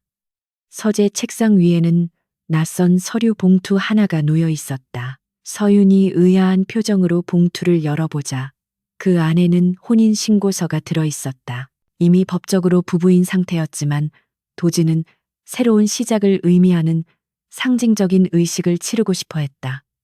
그는 서윤에게 펜을 건네며 말했다. 저번에는 내가 일방적으로 작성해서 제출했지만 이번에는 당신 의지로 직접 서명해줘. 진짜 내 아내가 되어주겠다고. 서윤은 눈물이 고인 눈으로 미소 지으며 펜을 받아들었다. 그녀는 망설임 없이 자신의 이름을 정성스럽게 적어 넣었다. 이것은 강요나 의무가 아닌 온전한 사랑의 서약이었다. 두 사람은 테라스로 나가 밤하늘을 올려다보았다. 서울의 야경이 보석처럼 빛나고 있었다. 도진은 서윤을 뒤에서 안으며 그녀의 어깨에 턱을 괴었다. 서윤아, 고마워, 나에게 와줘서. 그리고 나를 구원해줘서. 도진의 고백에 서윤은 뒤를 돌아 그의 입술에 가볍게 입을 맞췄다. 나도 고마워요. 날 기다려줘서. 밤바람이 부드럽게 두 사람을 감쌌다. 그들의 앞날에 어떤 시련이 닥칠지 알 수 없었지만 이제는 두려워하지 않았다. 서로가 서로의 방패가 되고 검이 되어줄 것을 알기에 그들은 그 어떤 폭풍우도 함께 헤쳐나갈 수 있을 것이라 확신했다. 계약으로 시작된 인연은 필연적인 운명이 되어 서울의 밤하늘 아래서 영원히 빛나고 있었다. 계절의 바늘이 어느덧 몇 바퀴를 돌아 서울에는 다시 따스한 봄 기운이 만연해 있었다. 화인그룹 본사 집무실 창 너머로 보이는 도심의 풍경은 1년 전과 다를 바 없이 분주했지만 그 풍경을 바라보는 강도진의 눈빛은 확연히 달라져 있었다. 과거에 그가 세상을 정복해야 할 전장으로 바라보았다면 지금의 그는 이 도시를 사랑하는 사람과 함께 살아갈 터전으로 느끼고 있었다. 강민혁의 구속 이후 그룹 내의 불필요한 파벌 싸움은 사라졌고 도진의 혁신적인 경영 방침 덕분에 회사는 창사 이래 최대 실적을 기록하고 있었다. 하지만 도진에게 있어 재무제표상의 숫자보다 더 중요한 성과는 매일 아침 눈을 떴을 때 자신의 품 안에서 곤히 잠든 한서윤의 얼굴을 마주하는 것이었다. 그는 서류 결제를 잠시 미루고 책상 한쪽에 놓인 액자를 바라보았다. 갤러리 재개관식 날 환하게 웃고 있는 서윤과 자신의 사진이었다. 그는 인터폰을 눌러 비서실장에게 오후 일정을 모두 비우라고 지시했다. 오늘은 그에게 있어 그 어떤 비즈니스 미팅보다 중요한 일이 예정되어 있는 날이었다. 같은 시각 한서윤은 갤러리에서 신진 작가 발굴을 위한 미팅을 마치고 잠시 휴식을 취하고 있었다. 그녀의 손가락에는 여전히 도진이 처음 결혼할 때 끼워주었던 화려한 다이아몬드 반지가 끼워져 있었다. 그 반지는 당시에는 차가운 구속의 상징이었지만 지금은 두 사람의 역사를 증명하는 물건이 되었다. 하지만 서윤은 가끔 그 반지를 볼 때마다 가슴 한구석이 리태지는 것을 느꼈다. 그들의 시작이 평범한 연인들처럼 순수한 사랑의 서약이 아닌 빚과 계약으로 얼룩져 있었다는 사실이 앙금처럼 남아있었기 때문이었다. 물론 지금 서로를 향한 마음은 의심할 여지 없이 진실했지만 서윤은 가끔 도진이 그 계약이라는 족쇄 때문에 자신에 대한 책임감을 사랑으로 착각하고 있는 것은 아닐까 하는 쓸데없는 불안감에 시달리기도 했다. 그때 갤러리 입구 쪽이 소란스러워지더니 익숙한 장신의 남자가 들어왔다. 도진이었다. 예고도 없이 찾아온 그의 등장에 직원들이 놀라 인사를 건넸고 서윤은 토끼처럼 눈을 동그랗게 뜨고 그를 맞이했다. 도진은 서윤에게 다가가 자연스럽게 그녀의 가방을 들어주며 데이트 신청을 했다. 서윤이 의아한 표정으로 어디를 가느냐고 물었지만 도진은 비밀이라며 의미심장한 미소를 지을 뿐이었다. 두 사람은 도진이 직접 운전하는 차를 타고 서울을 벗어나기 시작했다. 차창 밖으로 벚꽃잎이 눈처럼 흩날리는 풍경이 스쳐 지나갔다.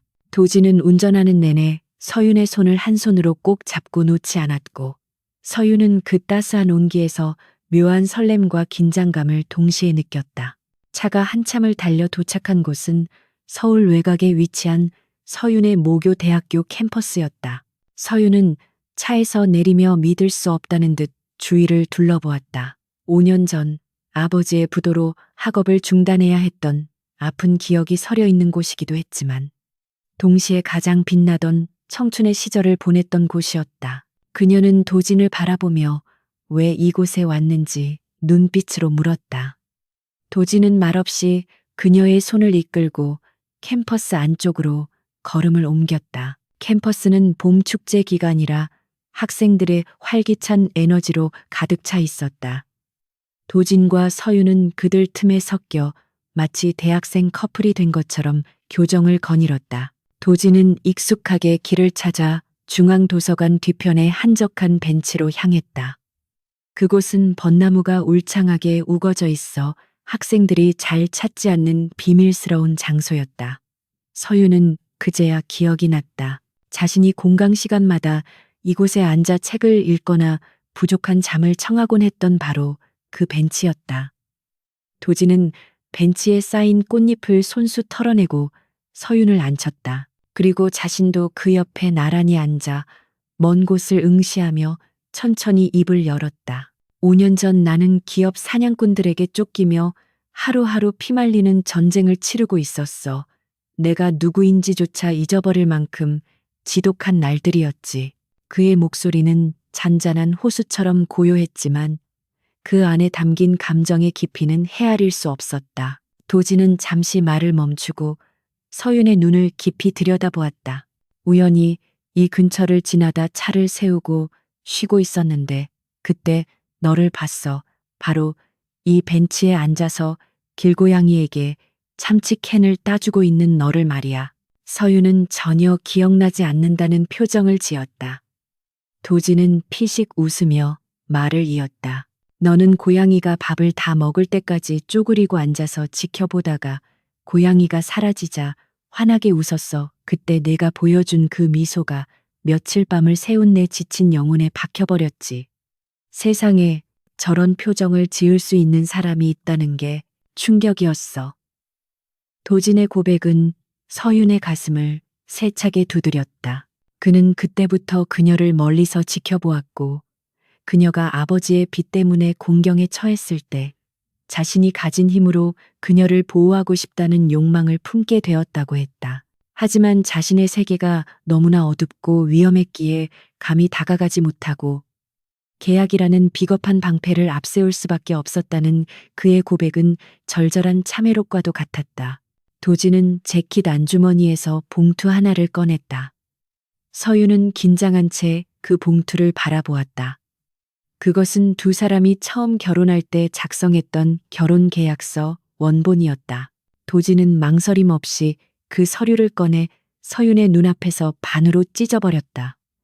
종이가 찢기는 소리가 봄바람에 실려 흩어졌다. 그는 찢어진 조각들을 다시 한번 잘게 찢어 허공에 날려버렸다. 하얀 종이 조각들이 벚꽃잎과 섞여 바닥으로 떨어져 내렸다. 도지는 텅 빈 손을 들어 보이며 말했다. 이제 우리 사이에 계약은 없어. 빚도 의무도 갑과 을의 관계도 모두 사라졌어. 너는 이제 완전히 자유야. 그의 선언은 서윤에게 해방감을 주기보다는 오히려 심장을 쿵 내려앉게 만들었다. 자유라는 말이 마치 이별 통보처럼 들렸기 때문이었다. 서윤의 눈동자가 불안하게 흔들렸다. 하지만 도진의 행동은 거기서 끝이 아니었다. 그는 바닥에 한쪽 무릎을 꿇고 앉았다. 지나가던 학생들이 그 모습을 보고 웅성거리며 걸음을 멈추었지만 도지는 아랑곳하지 않았다. 그는 주머니에서 작은 벨벳 상자를 꺼내 열었다. 그 안에는 화려한 보석 대신 심플하고 우아한 백금 반지 2개가 나란히 놓여 있었다. 도지는 서윤의 떨리는 왼손을 잡고 기존에 끼고 있던 다이아몬드 반지를 조심스럽게 빼냈다. 그리고 그 자리에 새로운 백금 반지를 끼워주며 떨리는 목소리로 말했다. 한서윤 씨 빚을 갚기 위해서가 아니라 화인그룹 안주인이 필요해서가 아니라 그냥 남자 강도진의 아내로서 평생을 함께 해주시겠습니까? 그것은 2년 전에는 듣지 못했던 그리고 서윤이 그토록 듣고 싶어 했던 진정한 프러포즈였다. 서윤의 눈에서 참았던 눈물이 왈칵 쏟아졌다. 그녀는 고개를 끄덕이며 입을 막고 흐느꼈다. 네, 좋아요. 100번이고 1000번이고 좋아요. 그녀의 대답을 들은 도진의 얼굴이 환희로 붉게 물들었다.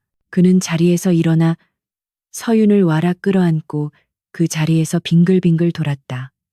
학생들의 환호성과 박수 소리가 터져나왔다. 도진은 서윤을 내려놓고 그녀의 입술에 깊고 진한 키스를 퍼부었다. 벚꽃잎이 두 사람의 머리 위로 축복처럼 쏟아져 내렸다. 그것은 마치 영화 속의 한 장면 같았다. 지난 2년 동안 서로를 옥죄었던 오해와 상처들이 완전히 씻겨 내려가고 두 사람의 사랑이 비로소 완전한 결실을 맺는 순간이었다.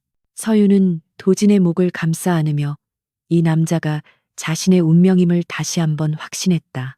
그로부터 1년 후 화인그룹과 갤러리는 새로운 전성기를 맞이하고 있었다. 도진은 서윤의 조언을 받아들여 문화예술 지원 사업을 대폭 확대했고, 이는 기업 이미지를 획기적으로 개선하는 데 큰 역할을 했다. 서윤 역시 도진의 전폭적인 지지 아래 한국을 대표하는 큐레이터로 성장하여 세계적인 명성을 얻고 있었다.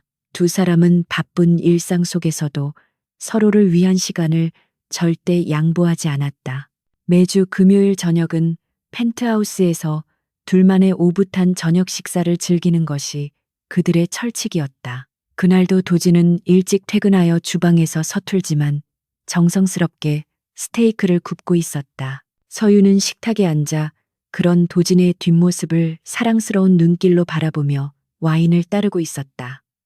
평범하지만 기적 같은 일상이었다. 식사 도중 서윤이 조심스럽게 입을 열었다.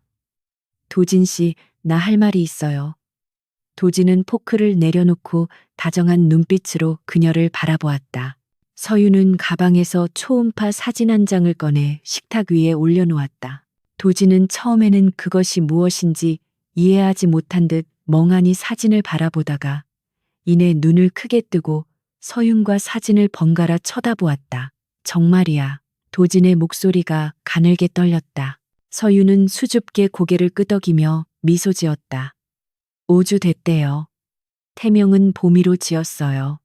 우리 사랑이 다시 시작된 계절이니까. 도진은 의자에서 벌떡 일어나 서윤에게 다가가 그녀를 조심스럽게 안았다. 그의 어깨가 미세하게 들썩이고 있었다. 천하의 강도진 회장이 아빠가 된다는 사실에 감격하여 눈물을 흘리고 있는 것이었다. 도진은 서윤의 배에 귀를 갖다 대며 아직 들리지도 않을 아이의 심장 소리를 들으려 애썼다. 고마워, 정말 고마워. 내가 더 잘할게. 당신한테도 우리 봄이한테도 세상에서 제일 행복하게 해줄게. 도진은 어린아이처럼 기뻐하며 서윤의 손등과 뺨에 쉴 새 없이 입을 맞췄다. 서윤은 그런 도진의 머리카락을 쓰다듬으며 행복한 웃음을 터뜨렸다. 과거의 상처와 아픔은 이제 추억이라는 이름으로 희미해졌고 그들 앞에는 희망찬 미래만이 펼쳐져 있었다. 계약으로 시작된 차가운 관계가 이토록 따뜻하고 완벽한 가정을 이루게 될 줄은 아무도 몰랐을 것이다. 하지만 사랑은 때로는 가장 예상치 못한 순간에 찾아와 기적을 만들어내는 법이다. 그날 밤 도진과 서윤은 테라스에 앉아 밤하늘의 별을 바라보았다. 도진은 서윤을 품에 안고 나지막이 속삭였다. 그때 계약서에 사인하지 않았더라도 우리는 결국 만났을 거야. 내가 당신을 찾아냈을 테니까. 서윤은 도진의 가슴에 머리를 기대며 대답했다. 맞아요. 우리는 어떻게든 사랑하게 되었을 거예요. 두 사람은 서로의 온기를 느끼며 깊어가는 밤을 만끽했다. 멀리서 불어오는 바람이 시원했다. 이제 그들은 혼자가 아니었다.